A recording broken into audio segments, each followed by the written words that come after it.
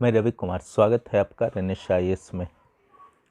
Jharkhand high court के justice Sanjay Kumar Dwivedi की अदालत में बुधवार को छठी जेपीएससी के रिजल्ट को चुनौती देने वाली याचिकाओं पर लगातार छठे दिन भी सुनवाई जारी रही। वीडियो कॉन्फ्रेंसिंग के माध्यम से मामले की सुनवाई के दौरान सफल अभ्यर्थियों की तरफ से पक्ष रखा गया था। इनकी ओर से बहस पूरी कर ली गई है। 11 फरवरी को मामले में अगली सुनवाई होगी। प्रार्थियों की ओर से जवाब दिया जाएगा।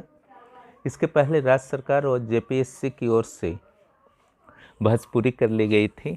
सफल अभ्यर्थी की ओर से अधिवक्ता सुमित गडोरिया और अधिवक्ता इंद्रजीत सिन्हा ने पक्ष रखा है। उल्लेखनीय है कि प्रार्थी प्रदीप राम, दिलीप कुमार सिंह व अन्य की ओर से अलग अलग याचिका दायर की गई है। छठी जेपीएससी के मामले पर हाईकोर्ट का क्या रुख रहता है, अब यह देखना है, क्योंकि लगभग सुनवाई पूरी हो चुकी है। अब फैसले को रिजर्व रखा जाएगा और उसके बाद फाइनल डिसीजन आएगा।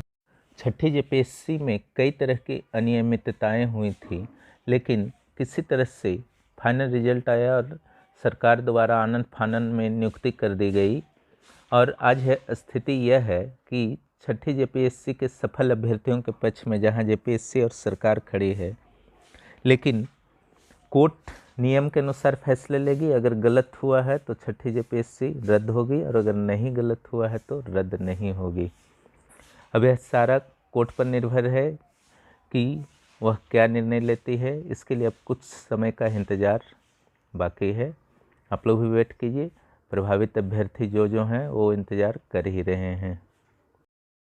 द हिंदू के एक एडिटोरियल में भारत सरकार के द्वारा ट्विटर को जो चेतावनी दी गई है आईटी एक्ट 2000 के धारा 69A के तहत, उसे प्रमुखता दी गई है। यह चेतावनी इसलिए दी गई है क्योंकि ट्विटर के द्वारा सरकार के चेतावनी के बावजूद किसान नरसंहार की योजना बनाई जा रही नामक हैशटैग को अप्रकाशित नहीं किया गया, हटाया नहीं किया गया ट्विटर हैंडल से। अब आप सोच रहे होंगे कि 69A में क्या है, तो जो आपका इंफॉर्मेशन टेक्नोलॉजी एक्ट 2000 की धारा 69A है, उसमें किसी भी संस्था या व्यक्ति या मध्यस्थ को किसी भी ऐसे इलेक्ट्रॉनिक कृत्य के लिए, ऑनलाइन कृत्य के लिए चेतावनी जारी की जा सकती है जिससे भारत की संप्रभुता, अखंडता या सुरक्षा में खतरे उत्पन्न होते हों। ऐसे धारा 69A, आईटी एक्ट का धारा 69A पहले भी विवाद में के घेरे में रहा है, लेकिन सुप्रीम कोर्ट में जब यह मामला गया तो सुप्रीम कोर्ट के द्वारा 2015 में श्रेया सिंघल बनाम भारत संघ के मामले में 69A को संवैधानिक घोषित किया गया। हालांकि सरकार के द्वारा कुछ पत्रकारों पर जो एफआईआर किए गए हैं या कुछ कृषकों पर एफआईआर किए गए हैं, उसकी आलोचना अलग अलग बुद्धिजीवी वर्ग के द्वारा की जा रही है। भारत में एक शक्तिशाली लोकतंत्र है। ट्विटर को भी यह समझना होगा कि वह भारत सरकार के निर्देशों का उल्लंघन नहीं कर सकता।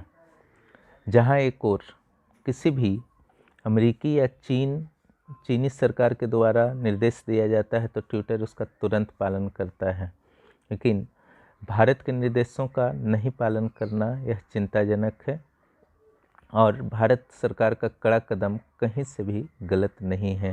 यहाँ से आपके आईएएस प्रारंभिक परीक्षा में 2 प्रश्न बन सकते हैं, एक 69A और दूसरा सुप्रीम कोर्ट के श्रेया सिंघल वर्सेस भारत संघ का मामला जो 215 में आया था, जिसमें 69A को संवैधानिक घोषित किया गया था। और 69A से संदर्भ में मुख्य परीक्षा में भी प्रश्न बन सकते हैं। भारत के पड़ोसी देश में म्यांमार में जो राजनीतिक अस्थिरता बनी है वह भारत सहित पूरे विश्व के लिए चिंता का विषय बन चुका है। वहाँ कई अन्य बड़े नेताओं को भी नज़रबंद कर लिया गया है, जबकि आज इस संदर्भ में दैनिक जागरण में संपादकीय में प्रमुख रूप से स्थान दी गई है। यहाँ जो आपके काम के चीज़ हैं उसकी मैं चर्चा कर रहा हूँ।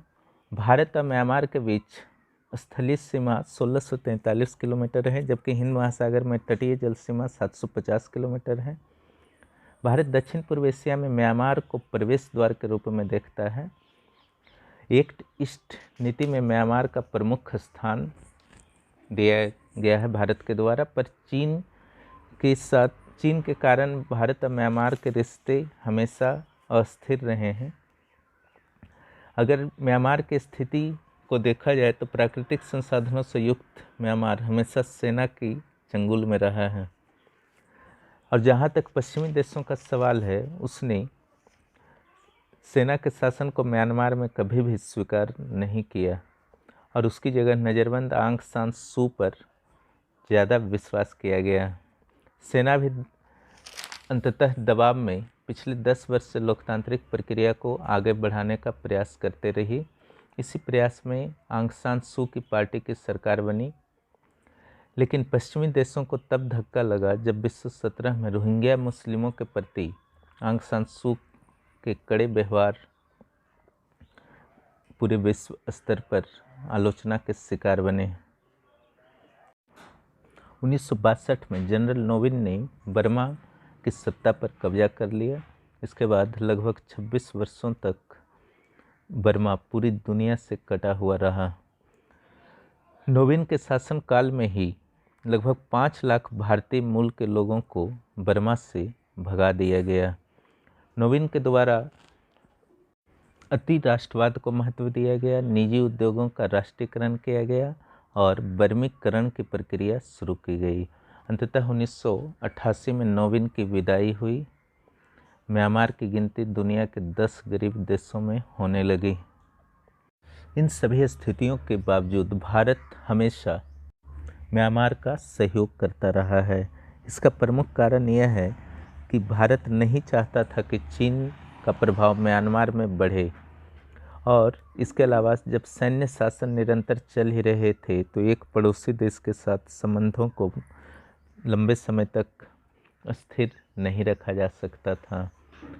साथ ही चीन के द्वारा उत्तरी म्यांमार में विद्रोहियों को निरंतर मदद दी जा रही थी, और ये विद्रोही कभी न कभी फिर पूर्वोत्तर भारत को अस्थिर करने का प्रयास कर सकते थे।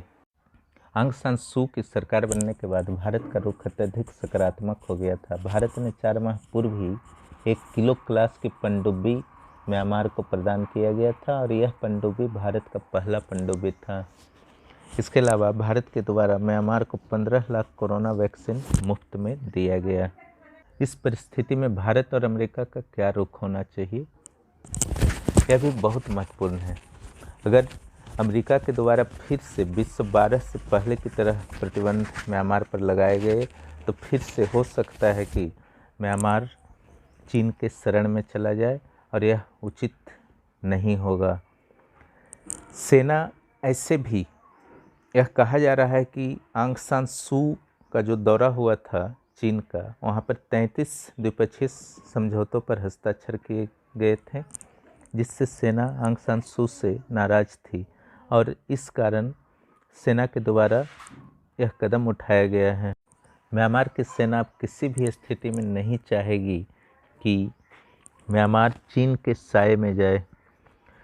इसलिए अमेरिका और भारत को समग्र रूप से यह प्रयास करना चाहिए कि सेना को वह समझाने की कोशिश करे कि लोकतंत्र की यथाशीघ्र स्थापना कर दे, न कि कड़े प्रतिबंध लगाकर सेना को चीन की ओर झुकने के लिए प्रोत्साहित